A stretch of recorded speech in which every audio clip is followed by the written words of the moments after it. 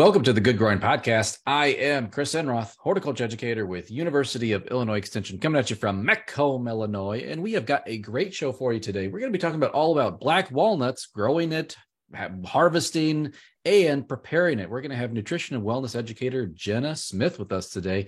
But before we get to Jenna, you know I can't do this by myself. I am joined, as always, every week by my co-host, horticulture educator Ken Johnson in Jacksonville. Hey, Ken. Hello, Chris. You enjoying this gross warm weather? Oh, it's great. It's so wonderful right now. It's so hard to be in the office today, knowing what's ahead of us in a day, a little bit over 24 hours. We're going to be in the 20s and teens. So it's going to be awesome. I don't Beer think will so. finally come in handy. That's a good point, but I'm not looking forward to it right now. There's so much more I could do outside. So you can still do it when it's cold out. It'll just be more enjoyable. I don't know. I guess so. Ken, this is your weather. This is your time.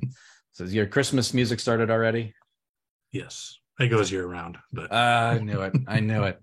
So Ken, today we are talking about black walnut specifically, but I mean, walnut is a huge genus, the Juglans genus. And so there's a lot of different plants out there. And so I think ones that people might be more familiar with in terms of when we say walnut is English walnut, which actually just kind of in reading for the show, I found out that's it's a misnamed plant. It's not actually English at all. It's actually the Persian walnut is the more appropriate name for it. But yeah, I think in terms of walnuts, there's quite a few of them. And I think the most familiar one would be that English or the correctly named Persian walnut. Yeah, that's the one we're going to find in stores anyway. Mm-hmm. Yeah. I've actually grown a Persian walnut from seed. And this year, 2022, I can't remember if I already said this on the show. I know I told you, but not maybe I don't think I you've said it on the show. I have? I don't know. I don't think you have. Oh, I haven't? Oh, okay. So I propagated the seed in 2006. 2022, we finally got a harvest of 3 English or Persian walnuts. It's great. All that work. Very long game. Yes. Yeah. So maybe there'll be more next year. Who knows? But if the tree dies tomorrow, I'd be like, hey, it can die and I'll be fine with it because you can get your 3 walnuts. My 3 walnuts. Oh my goodness. But in terms of black walnut, now that is specifically Juglans nigra. That is the scientific name for that species. This is a native tree to North America, basically found throughout the Midwest, east part of the U.S., down south to Texas, Florida, up Canada, Maine, up in that neck of the woods. So wide distribution range, and I was not as familiar with black walnut growing up, and I just figured out why as we were talking before the show, Ken. I grew up in my house. It had woods that were older, not old growth, but they were just older in terms of the succession stage that they were in. And black walnut is not tolerant of shade conditions, and so it could not have gotten started in the oak hickory forest that was in my neck of the woods. So I really was not very familiar with this plant. Yeah, we had one in our yard growing up, but we never did anything with it. And then in our yard now, we've got neighbor has one that drops walnuts in our yard, so I am familiar with that, walking on it and all of that fun stuff. But yeah, I don't think it's a tree we necessarily see a whole lot because it is kind of a messy tree. It's got these large nuts they're dropping and the leaves and small twigs and stuff that it'll drop. So probably not people's first choice when they're planting something in their landscapes. Right. But it can also get pretty big. Like how tall? I think we were looking through some things. How tall are we talking here? Was it 50 to 75? And then some, you have really good conditions, maybe up to 120, 150 feet. So we're talking massive trees, 50, 70 feet wide. Mm-hmm. So can get pretty large if you've got the time and the proper conditions. And one thing I didn't realize is it's more of a bottomlands that likes more moist conditions. It'll still tolerate drier conditions, it just doesn't grow as fast. So you usually see it, in forested areas. It's going to be more the bottomlands or more moist areas instead of the ridge tops and stuff. So that makes sense. Kind of where I'm at, where I live now, there's a lot of human-made ponds and lakes and things, and we have a lot of black walnut in that area especially, and so it grows pretty prolifically, and lots of wildlife also can utilize this. It's kind of comical to watch squirrels try to carry these things, but they will awkwardly move them around a little bit. They bury them in my garden beds and such. I don't know if they ever like eat them though. It seems like a lot of trouble to go through for a squirrel. I think they just plant them everywhere and then laugh. They must. Yeah. They're like, another black walnut planted. They'll thank me later. Yes, because squirrels don't have the tools necessary, I think, to get through all that husk in the shell. The only tool they have is the persistence and the dedication that a squirrel would have. So, and time, they have time. So squirrels. So while we not be planting them in landscapes, they are relatively popular trees to plant in forested areas, especially like more managed for timber, especially for timber harvest. You can make some pretty good money if you've got some good size walnuts, either for timber, veneer, things like that. Yeah, it as a harvestable crop in our neck of the woods in central Illinois, people that want to invest in retirement income, they might plant a couple acres worth of walnut, and 20, 30, the longer you can let it go, the more kind of yield and then more money you could probably get out of a timber stand of walnut that you might plant. So but it takes time. It does take a little bit of maintenance and work in terms of managing that black walnut. I'd say the main thing, Ken, when I've visited these black walnut stands, is the fact that you have to plant them close together with the idea that you're going to thin out them until you might be running out. You might be thinning out 2 for every 3 black walnut trees. And so, 2/3 of your trees might be gone by the time you do that final timber harvest. Yeah, I think you're going to be doing that with a lot of trees, or even I think, if you're growing, nut crops. I think, with chestnuts, people that grow those, a lot of times you plant dense, and then so you get a bigger yield on the nuts. Not that you're doing black walnuts for nuts, and then thin them out as they get bigger. Yeah. For the black walnut, is that so they can keep competition down and so the plants lose those lower branches, so you get nice straight. Yep. Get those straight trunks, but then over time you have to thin them out, so then the trees have the resources to develop into bigger, healthier trees. Yeah. And then when they harvest black walnut, very often the wood is used as a veneer wood.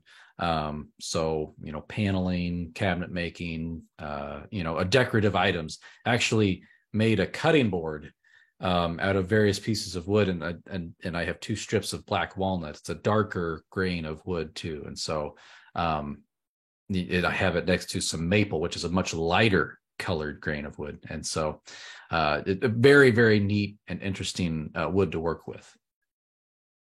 Yeah, it's the heartwood that's darker, right? I believe so. Yep. So that'd be another reason you want to get it bigger, so you have more of that heartwood and more of that.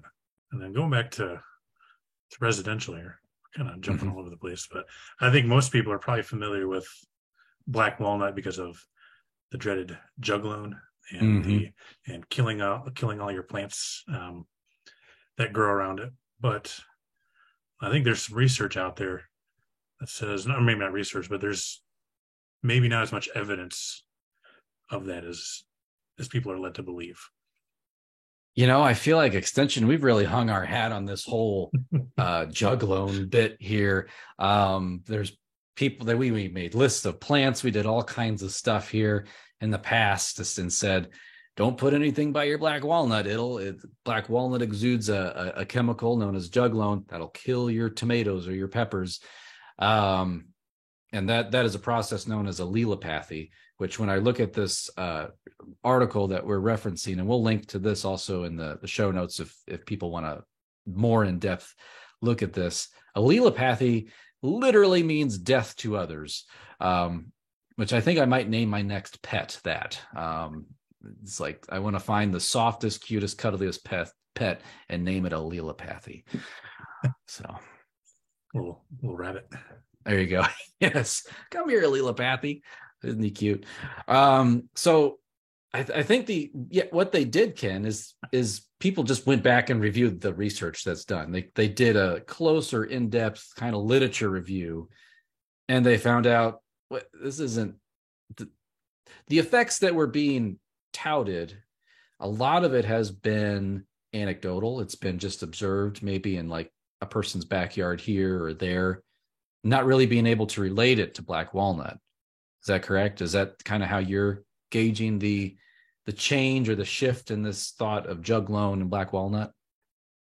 Yeah, and I think some of the stuff that is showing it has been lab results, and you're not necessarily getting those same results out in field conditions, because out in the field there's so many other factors that come into play. And I think some of the big things with why you may have issues with plants around black walnut is the shade,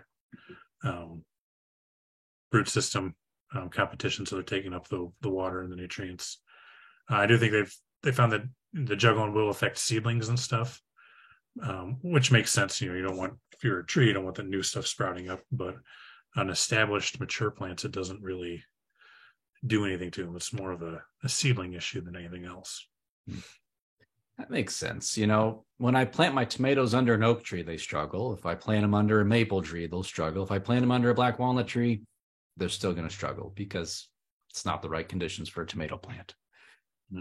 Yeah, I think that juglone is going to be more, you're going to see more of effect of that juglone on seedlings than whereas mature plants just kind of grow through. You can go out and find pictures of perfectly healthy tree plants. I know on our we've got a walnut tree on the property line, and we've got ferns growing under there, Jack in the pulpit, some of the zigzag goldenrod. So we've got plants growing in under the canopy of this black walnut tree, and they're surviving. Put them in as transplants, and they've not had any issues with them. So, and I don't know if those are listed on the plants that are or not affected, but I haven't had any issues with those plants. Okay. I mean, I grow tomatoes and peppers probably within 30 feet of a black walnut tree, like a forest of them. So that, other than the shade, which I constantly battle in my yard, I don't see much detrimental effect to those plants. So again, that's anecdotal. It's hard to say.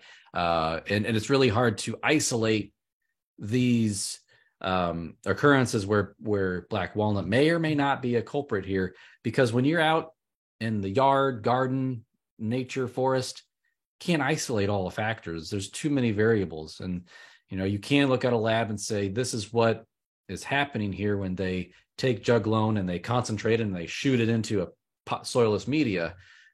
But that's not how nature works. There's no soilless media out there. There's no black walnuts pipetting their juglone and concentrating it with a Bunsen burner. That's how I envision it happening, and then injecting it into the ground around them. So that's not really how it's working out in nature. Yeah, and one thing I came across from one article was talking about wood chips, people being concerned with walnut and wood chips and stuff. And from what this article was saying, that the juglone is not in very high concentrations in the wood. So if you're for some reason chipping up, or you had to remove a walnut, or you had some large branches come down that you chipped up and use that as mulch, that's not a concern. And I don't think the leaves are much of a concern either. And those leaves are fairly small. I think they're going to break down. So if we've just blown your mind when it comes to black walnut and all the other vegetable and landscape plants that Extension has for years said black walnut's killing these things, don't take our word for it. We will leave a link below to the literature review on this very topic in our show notes below. So, Ken, when it comes to identifying a black walnut tree in your yard, obviously the first thing would be to see if it is dropping any black walnuts, which are we'll throw a picture in right here. These green kind of baseball size husks. Within the husk, there is kind of this pulpy material, and then there's a shell within that. And then within that is then the actual nut or kernel there of the black walnut. But when it comes to identifying beyond just the fruit, because as Ken mentioned, you wait 15 years before you get to a mature fruiting age. So what do we look for? What are some good ways to identify black walnut? So they're going to have compound leaves. So you've got this big leaf with all these little leaflets coming off. That leaf can be 1 to 2 feet, so it's a pretty big leaf. Can have up to 23 leaflets. So again, pretty good size leaf there. I think one of the easier ways is if you have a twig and you break it. That center, the pithy area, is kind of chambered. It looks pretty unique. I don't know if there's any other trees that have that, but I'm not a tree ID expert, so I'll defer to somebody else on that. But I can't think of anything else that does. I'll add to that too. So if you want to do winter ID, this is the only one that I know in terms of the leaf scar. The leaf scar for black walnut has the same head shape and eye and mouth pattern as E.T., the extraterrestrial. So when you look at the leaf scar, it looks just like you're looking at E.T.'s head. And I'm sure I can find a picture of that, and I'll try to pop that in just as I'm talking about it. Oh, I look forward to that. I have not heard that before. So now I'm going to have to go out this winter and look for ET. Now, there are also some plants that look a lot like black walnut. They have a compound leaf, so one big leaf, but is actually comprised of many different leaflets along a single, what is it? Not panicle, but it's the rachis. I hope I'm using these botanical terms correctly. We don't have to do this every day, but when we do, we like to get them right. So you have the petiole, and then that petiole then transitions to the rachis, of which the leaflets are attached.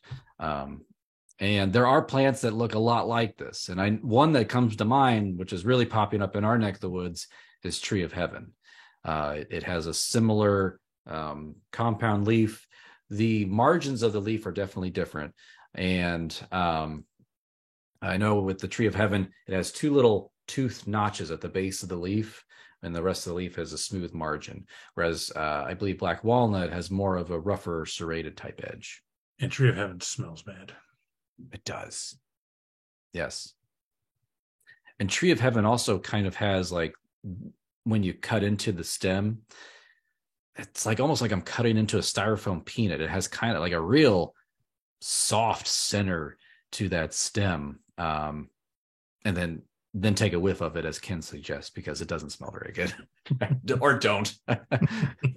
Smell it once, then you know. You got to experience it once. Yes, you know not to do that again. So, Ken, let's say we don't have an army of squirrels planting these things in our yard for us. Is there a way, if we have black walnuts, maybe we have a neighbor or a friend somewhere else in town that has some 5-gallon buckets full of them, what would we need to do to sprout some new trees? So I think black walnut's going to be one of those that needs some seed stratification. So they need to be chilled for 3 or 4 months, 34, 40 degrees, some of the cooler temperatures, somewhere in the 30s, to kind of break that dormancy. And then you could, if you want to start it inside or something, then germinate it, or just plant them in the ground and flag it so you know where it is, so you don't run over it with a lawnmower or pull it out next year. Or I guess, and what I've done with some native plants, milkweed and stuff, I pot them up in the fall and then put them in my garage. So they're all ready to go, and then bring them in the spring when I want to get them started, so they get that stratification outdoors. Yeah. And I know because black walnut is so widespread, you find it from Florida to Maine and west to Minnesota to Texas.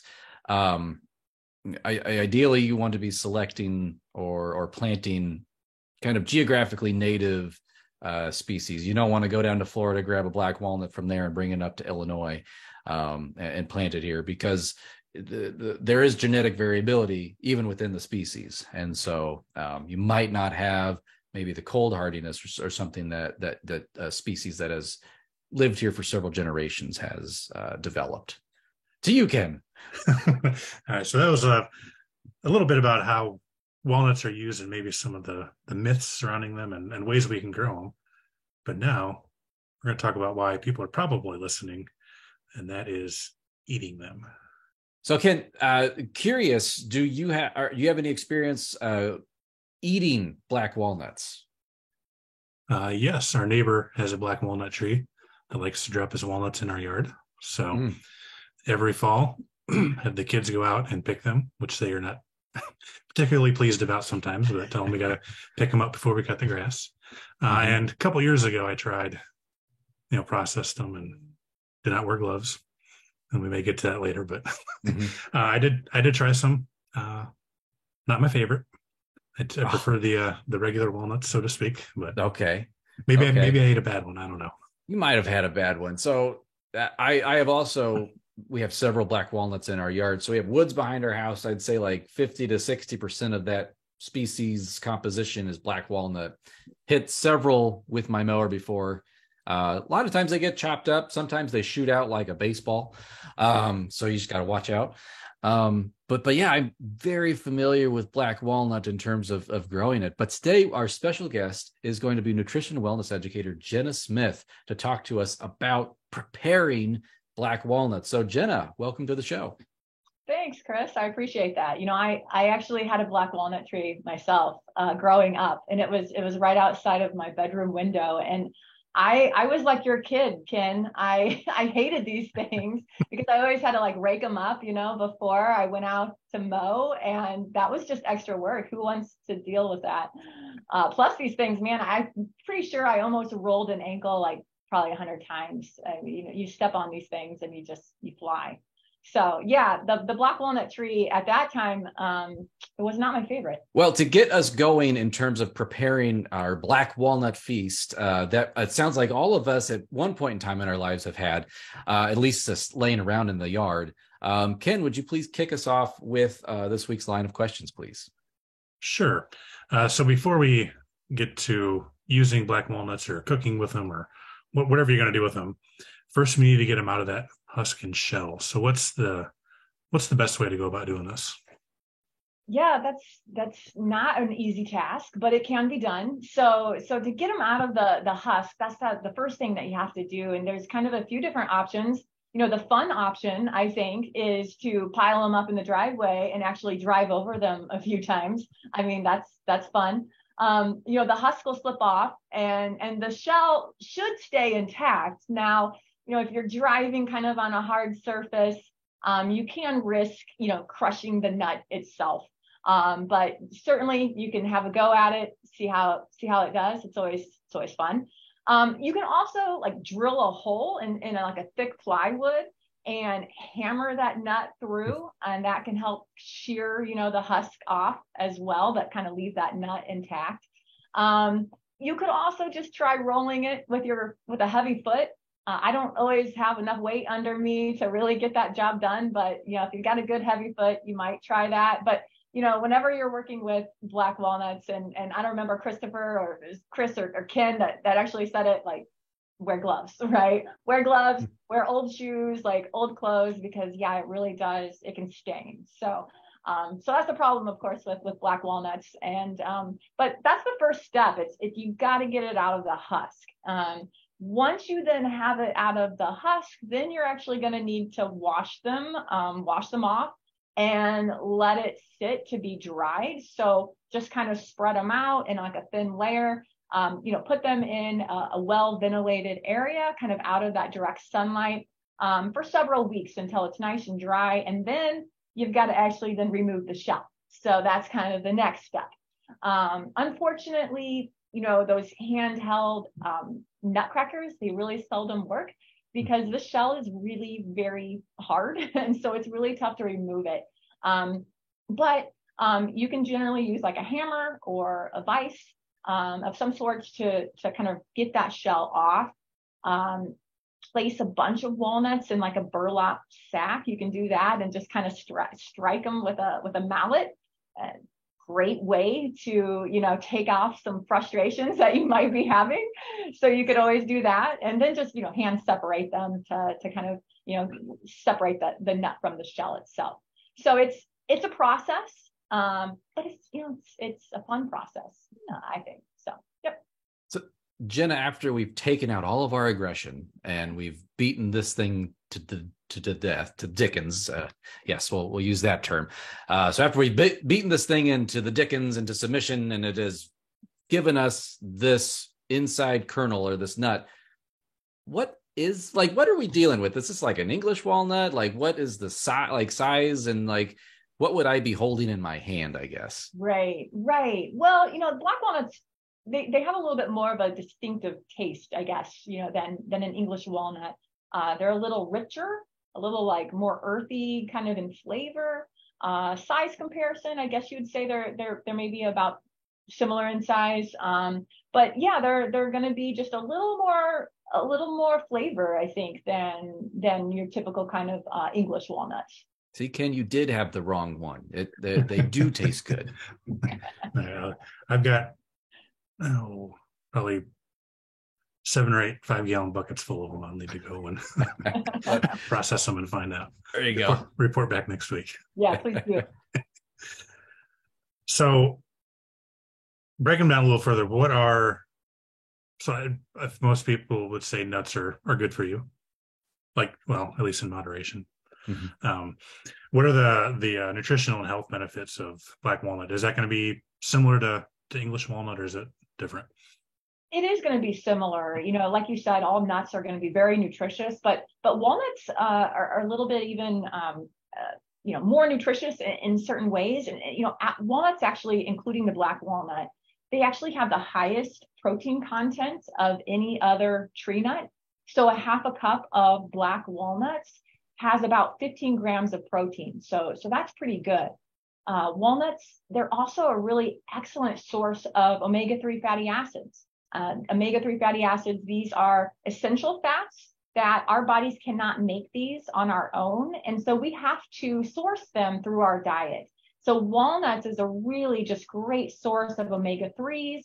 And, same with salmon and some other fattier types of fish. And a lot of people are like, ooh, fish, I don't want to eat fish. So, hey, walnuts, right? That's a great way to get in those omega-3s. And omega-3s, they've been really, shown to prevent heart disease and stroke, and they can have a lot of protective factors against like cancer and just many other types of conditions as well. Black walnuts, as well as all of your walnuts, they're also just really rich in fiber, B vitamins, magnesium, and they're really just packed with a lot of antioxidants as well. And you may have heard of that term antioxidants before. These are like substances that fight off what's called free radicals, and free radicals aren't good. Free radicals do damage to our body's cells. And when we have more free radicals than antioxidants, then that's called oxidative stress. And oxidative stress can lead to chronic diseases such as cardiovascular disease, type 2 diabetes, certain types of cancer, even Alzheimer's, just a lot of different things. And so we really, need to eat a diet that's full of antioxidants. And one way to do that is to have it in nuts, but also in fruits and vegetables and, some other whole grains and things like that will provide us with those antioxidants that our bodies need. So, of course, I think, you mentioned, in moderation. I'm glad you said that word because that is also very key. You don't want to just, eat these things like crazy, right? Because, of course, our walnuts, just like any other type of nut, they do have a lot of fat in them. And when they have a lot of fat, even though it's the good fats, that does bring more calories. So, making sure, yes, you're eating these in moderation. And a basic, serving size, according to USDA, they say 1.5 ounces a day. So what's that? It's about 20 walnut halves. That's about how much we're supposed to have. So include those into your diet every day. And yeah, it's a great way to get those omega-3s as well as a lot of other nutrients. So you had me when you gave me an excuse not to eat fish. So a lot of people don't like fish. I love fish, but I understand that it's a taste that just some don't quite like. So I get it. I have been to the coast and I've had fish prepared there. It's delicious. Central Illinois and the Midwest, it's got to have a lot of deep fried crispiness to it. It's got to have a lot of batter on there. So yes, yeah. My husband just got a smoker a couple of years ago, and smoked salmon is absolutely amazing. I will not order salmon at a restaurant anymore because it's never as good as the smoked salmon we have at home. So I'm telling you, maybe get a smoker. I don't know. I'll do that. Yes. I'll definitely try that, because there's half of my family that loves fish, and the other half's like, what the old joke is, this smells like a dumpster, let's eat it, kind of thing. Yeah. So I think that's a Jim Gaffigan joke too. So if we need to cite that source. All right. So Jenna, we're going to talk about recipes here in just a second, but let's say we don't get to preparing our black walnuts right away. Or maybe we just want to try to store these for a long period of time. How should we store them? Are they going to go bad? Because I have I think I've had English walnuts in my pantry for like 5 years now. I don't know if they might be bad, but I've never touched them. They may not be as good of quality as what they were 5 years ago. Okay. So that's the thing, they're probably not going to cause harm. However, black walnuts, in any kind of nut, right? They have a lot of oil in them, a lot of fat in them. And so they can become kind of rancid over time if they are left at that room temperature. And so it really is recommended to actually store the nut meat in a sealed, airtight container in the refrigerator, and maintain in the refrigerator for 9 to 12 months. Doesn't mean you can't go longer than that. It just 9 to 12 months is going to be the best quality for that nut. You can put them in the freezer as well too, and that will extend the time for up to about 2 years. Again, if you want to leave them in there for longer, you certainly can. It just means that it's not going to be probably at the peak quality. And is separating the meat out from the nut, the shell, does that affect the storage? Like if you left them in the shell, would that store longer? Right. Yeah. And actually, if you're in the process of maybe you're drying the walnut, but it is still in the shell. And if you are drying them and you're not quite ready though to use them, you can still keep them. You can keep them at room temperature for a year before you then finally crack them open. But once you've cracked them open, the shell, then it's time to really put them in the refrigerator or put them in the freezer. The clock starts ticking once you open them up. Yep. All right.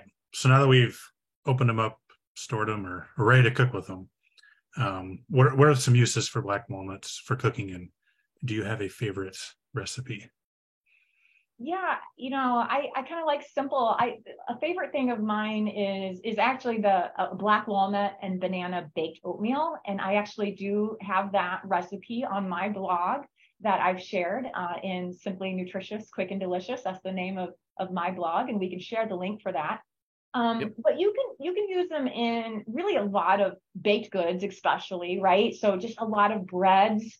A walnut cake, cookies, all of these things that probably maybe are not quite so healthy, even black walnut ice cream. I've got an ice cream maker at home. That's one that I have not tried yet, but I think that would be really awesome to definitely test out. But, certainly too, your black walnuts can be substituted really for any other nut. Use it in salads as a topping for salads. I love to have that crunch when I'm biting into like a nice fresh salad. A lot of just even different types of, salads that are not your traditional greens, but meat salads and, other types of apple salads, great ways to include the black walnut. Put them in pasta, a lot of times we may not think of putting, nuts in pasta, but it adds really a good flavor and just a little crunch to it as well. Put them in stir fries. So there's a lot of things that I think you can do with the black walnuts, and especially just, realizing too that, they can be substituted for really about any type of nut itself. I'll add that I had some of the best ice cream I've ever had down in Southern Illinois. It was a butter pecan black walnut ice cream. Holy moly. That was really good. That sounds amazing. I love butter pecan anyway, but butter pecan black walnut. That sounds really good. I like black walnut to me kind of has like this, like almost a smokiness to it. Like I don't know. It's just kind of this darker flavor than the English walnut almost, but yeah. I agree. Mm-hmm. Yep. Now I'm like, here's a totally underutilized thing. This tree grows everywhere in Illinois. This is a weed. I pull it up all the time. Why are we not using this more often? Why do we not see this in grocery stores and at local markets, Jenna? Well, I think we talked about it, right? Like, not too many of us want to put in this effort to crack these things. Mm-hmm. Like, they're not easy and it takes time. And, we live in a world right now, especially where it's like, we want easy, we want convenience. This is not convenient, right? So generally, if you find black walnuts in the grocery store, they're already going to be whole, they're already going to be cracked. And generally they're going to be sold in kind of various, piece sizes.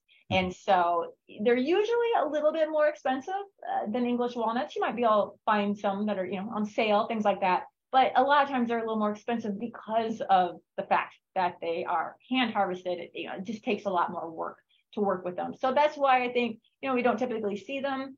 We don't see them a lot. But certainly you can look for them, source them, at local markets, see if there's farmers markets, other local sources that might put in the work for you. That's always great when you have that option around. Well, now I'm getting hungry. Some butter pecan with black walnut ice cream. Cream, and I'm like so hot right now. Mm-hmm. As the sun beats into that office there, just be reminded, if you can't get that ice cream in a couple days, it's going to be in the teens. So. Oh, I know. I'm not ready for that yet. No. Ken, I'm not like you. I don't have a beard. I don't have anything to keep me warm. Just take the hair. Just have to tighten a bow. Yeah. You can get stocking caps where they knit beards on them. Oh my gosh. Ken, can we see a picture of you in one of those, please? I have one when our oldest turned, well, he was a baby. We got one for him because it was red. Mm-hmm. So it was a green hat. So we wore for St. Patrick's Day. Oh, that's awesome. You show that during his high school graduation party. Oh, yes. Yeah. Yeah. Well, that was a lot of great information about using black walnuts in our kitchens. And I'm so stoked that I have these trees in my backyard now. So I am really excited. Jenna, thank you so much for being with us today. Absolutely. Thanks for having me, Chris. So the Good Growing Podcast is a production of University of Illinois Extension. And this week, edited by me, Chris Enroth. Right, Ken? I'm editing. Yeah. I'm in the hot seat this week. All right. Well, Ken, thank you so much for being here as well. We really do appreciate your time to talk about black walnuts. And I hope you get to those 7 5-gallon buckets worth pretty soon. Yes, I got a lot of work ahead of me. But thank you, Janet, for being on. I've got some ways I can use them now. And hopefully, I just had a bad experience and I do actually like them. We'll see though. You're welcome, Ken. Like I said, I want to hear that report. So let me know. Will do. All right. And thank you, Chris. Let's do this again next week. Oh, we shall do this again next week. We're going to have a Garden Bite episode for you folks. Extension, we're going to be off at Old Conference Land. And so we're going to be figuring out ways to help educate the Illinois communities and get more information into your hands or in front of your face on the screen, however you like to consume this stuff. So listeners, thank you for what you do best, and that is listening, or if you're watching us on YouTube, watching, and as always, keep on growing.